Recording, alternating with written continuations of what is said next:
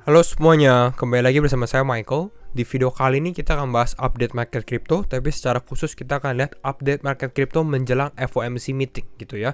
Kita akan lebih terfokus untuk membahas FOMC meeting, dan mungkin untuk teman-teman yang baru join juga membahas apa sih itu FOMC meeting lebih dalam lagi gitu ya. Dan kita akan coba update dulu, dan kalau misalnya teman-teman suka update ini dan menemukan video ini informatif, mungkin bisa bantu share videonya, like, ataupun subscribe. Dan sekali lagi, thank you semua untuk supportnya. Untuk sekarang kita akan langsung masuk aja ke dalam pembahasan update keadaan market crypto hari ini ya.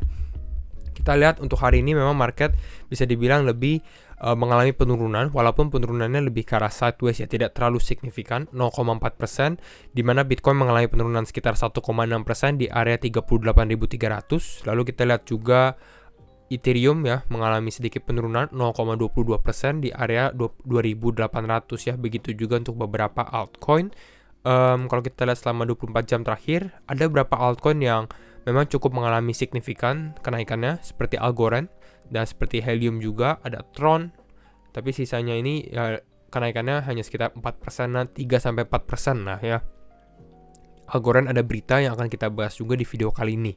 Lalu kalau kita perhatikan untuk penurunannya, kita lihat ada KNC, GMT, ApeCoin, sebenarnya juga tidak terlalu signifikan ya, 2-3% penurunan untuk altcoin. Jadi memang bisa dibilang lebih ke arah sideways untuk hari ini. Untuk Fear and Greed, kita di dalam level Fear, jadi sama secara sentimen dibandingkan dengan kemarin ya. Kita akan langsung bahas saja untuk berita Algorand yang tadi kita bahas ya. Apa yang membuat Algorand naik? Kita bisa lihat dari sini. Algorand becomes the first US blockchain sponsor of FIFA World Cup. Ini cukup besar sekali ya, karena dia menjadi sponsor untuk FIFA World Cup. Makanya kita bisa lihat dia juga mengalami kenaikan.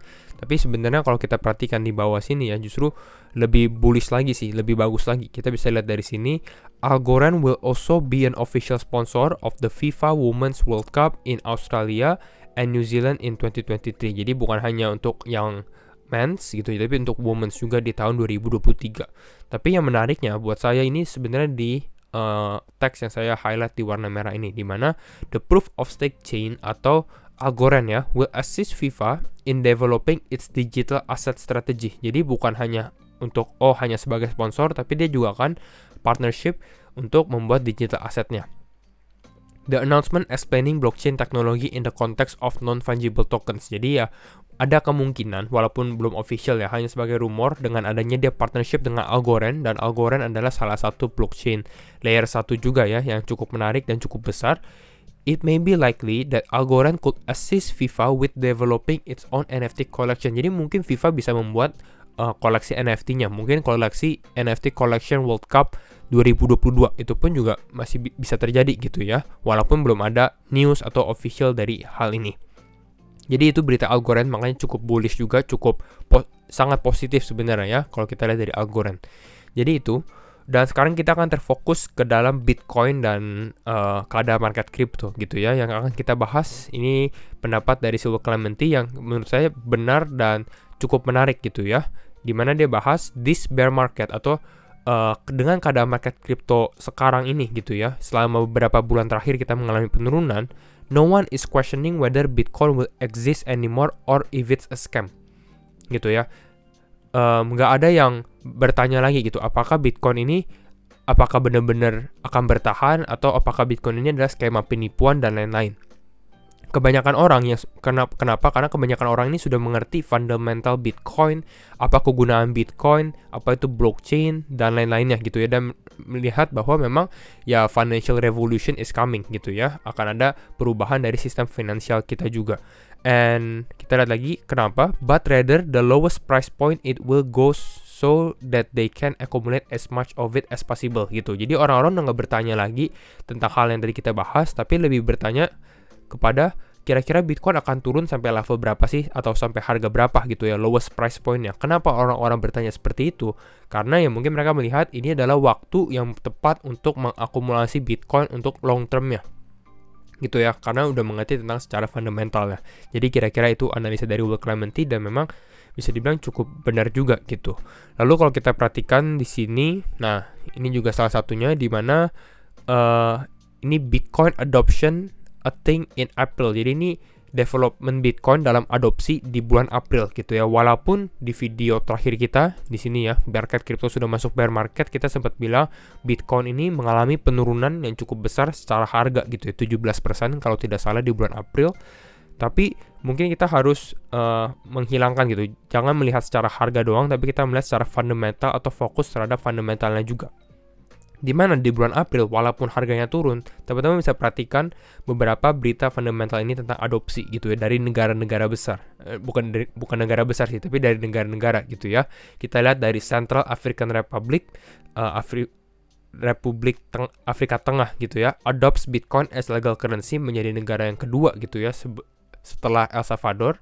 Lalu kita lihat juga ada Panama, kita lihat ada Buenos Aires, ini adalah Argentina gitu ya, bisa make tax payments pakai kripto. Ada Bahamas, ada Central Bank Portugal, ada Slovenia, ada Jerman juga, ada Australia juga, the first Bitcoin ETF dan lain-lainnya. Jadi kita lihat memang mulai lebih banyak negara itu mengekspos dirinya ke dalam Bitcoin secara khusus gitu, ataupun cryptocurrency gitu ya, entah mau meregulasi atau mau adopsi gitu. Jadi ini bagus juga tentang hal ini gitu. Jadinya harus kita perhatikan juga ya.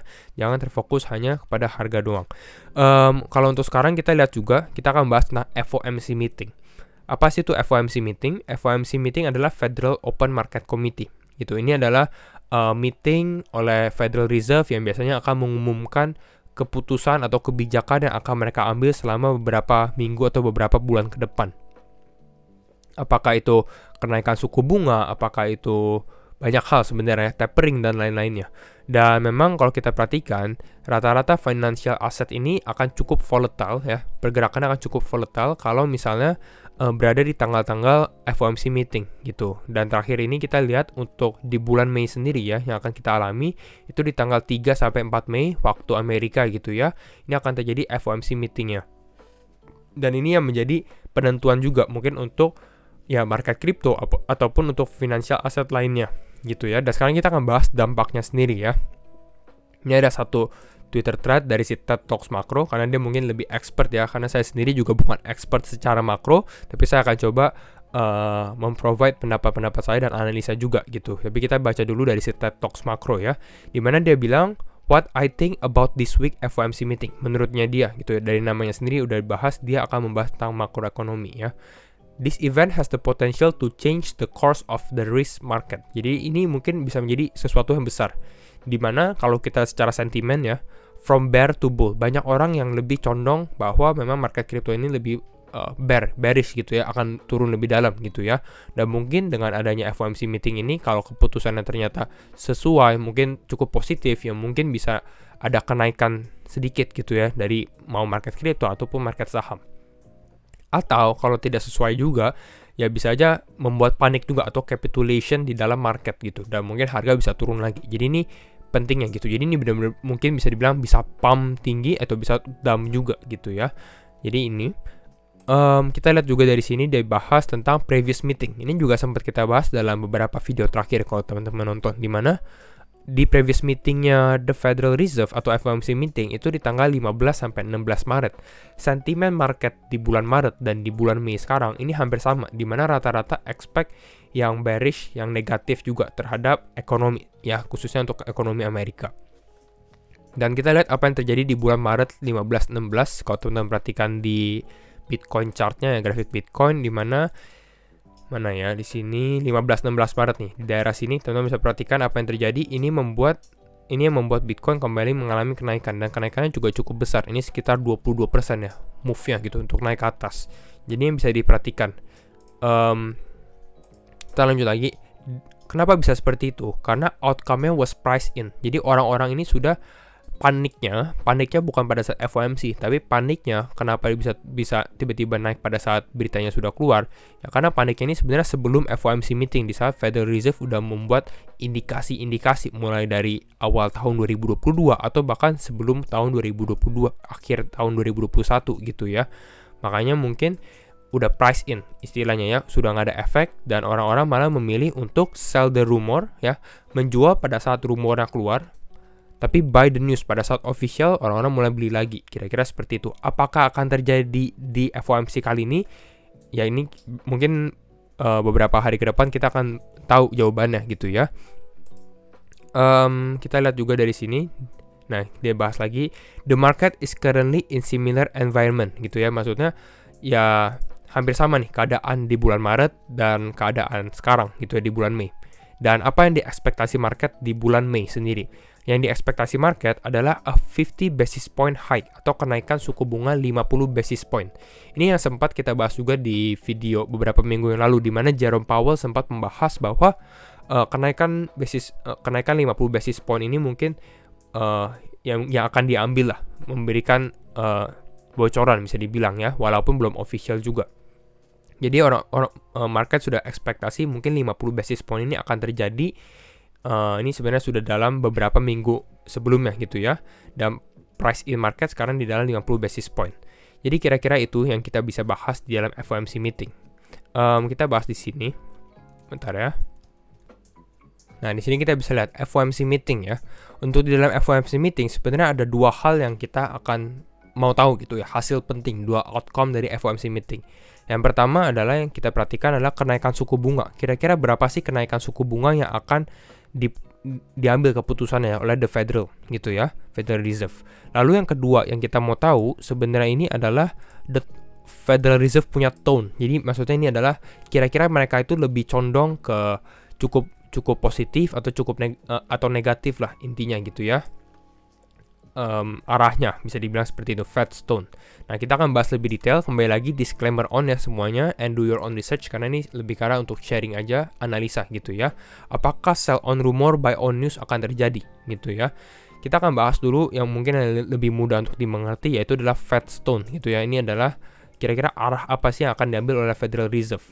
Dimana biasanya Federal Reserve ini bukan hanya mengumumkan, tapi mungkin si Jerome Powell akan ada pidato juga.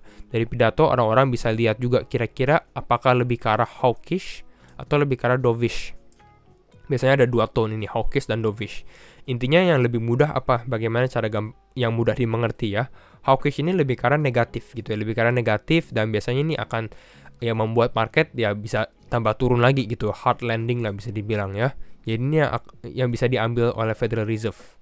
Atau memang dia lebih ke arah dovish. Dovish ini lebih ke arah positif, berarti mereka lebih optimis terhadap keadaan ekonomi dan tahu kira-kira bagaimana cara solve beberapa problemnya. Dan ini mungkin lebih ke arah soft landing, dan ini membuat market mungkin lebih, ya tadi kita bahas, optimis. Kalau hawkish ini lebih ke arah pesimis. Jadi kira-kira itu perbedaan dari hawkish dan dovish dan apa yang akan dilakukan oleh Federal Reserve sendiri. Yang kalau saya rasa untuk FOMC kali ini gitu ya, kalau kita lihat di bulan Maret kemarin ya, market crypto ini tetap naik ya, market atau Bitcoin ini tetap naik, walaupun memang di bulan Maret ini Federal Reserve ini arahnya memang lebih ke arah hawkish gitu. Jadi walaupun dia negatif, harganya pun tetap naik. Tapi kalau untuk yang sekarang, saya sedikit lebih condong sebenarnya ke arah dovish gitu, atau lebih positif ya, atau lebih ke arah soft landing. Kenapa? Nanti kita akan bahas selanjutnya di yang kedua, yaitu adalah kenaikan suku bunga gitu ya. Ini juga penting, kenaikan suku bunganya berapa gitu ya. Banyak yang kita bahas kan akan naik berapa banyak, 25 BPS atau 50 BPS. Ini apa sih sebenarnya ya, untuk teman-teman yang belum tahu. BPS itu adalah basis point gitu ya. Jadi satu basis point sebenarnya adalah 0,01%. Jadi kalau misalnya ditanya 25 basis point itu berapa ya, 0,25%. Kalau 50 basis point 0,5% dan seterusnya. Kalau untuk sekarang, bagaimana dengan kebijakannya sekarang? Kalau sekarang memang kita di area 25 basis point atau current kita sekarang di sini gitu ya. Dan kalau misalnya Federal Reserve ini mengambil keputusan untuk menaikkan ke 25 basis point, sebenarnya kalau menurut analisa saya ini akan menjadi questionable juga atau bisa dipertanyakan. Kenapa? Karena salah satu alasannya adalah inflasinya pada saat di bulan Maret dan sekarang ini jauh lebih tinggi sekarang gitu ya. Jadi seharusnya memang normalnya basis point ini atau kenaikan suku bunganya ini akan dinaikkan gitu. Makanya kalau kita lihat untuk sekarang, ekspektasi market itu berapa? Ekspektasi market seperti yang kita bahas di TED Talks Makro itu lebih ke arah ke 50 basis point atau 0,5%. Dan kalau mungkin dia naik sekitar 50 basis point atau 0,5%, mungkin ini tone-nya akan lebih ke arah bullish, atau mungkin market ini mungkin akan ada kenaikan juga gitu ya, karena memang sesuai ekspektasi, dan biasanya mungkin bisa naik walaupun nggak 100% akan naik juga gitu ya, tapi ini yang kita bisa analisa. Kalau misalnya terjadi kenaikan seperti 75 basis point ataupun 100 basis point, saya rasa ini bakal lebih ke arah bearish ya, karena ini udah keluar dari ekspektasi kita gitu ya, dan 75 basis point dan 100 basis point, ya ini akan cukup besar juga kenaikannya gitu ya, karena sebelumnya 25, ya kita bisa lihat 25 ke 75 ini kan perbedaannya atau gapnya ini sekitar 50 basis point gitu ya, dan kenaikan 50 basis point terakhir atau 0,5% terakhir yang diambil oleh Federal Reserve itu sebenarnya 20 tahun yang lalu gitu. Jadi bisa dibilang kalau benar-benar kita naik seperti ini, ya mungkin ini Federal Reserve lebih ke arah hawkish dan ini mungkin bisa membuat market crypto lebih turun lagi. Jadi kira-kira itu analisa untuk FOMC meeting gitu ya. Jadi ini kita analisa dulu secara fundamentalnya, nanti kita akan bahas mungkin di video lanjutannya untuk analisa teknikalnya ya. Jadi kira-kira itu video untuk hari ini untuk FOMC meeting dimana kita membahasnya. Kalau teman-teman suka video ini, jangan lupa untuk share videonya, like ataupun subscribe, dan sekali lagi thank you semua for watching. See you in the next video. Bye bye.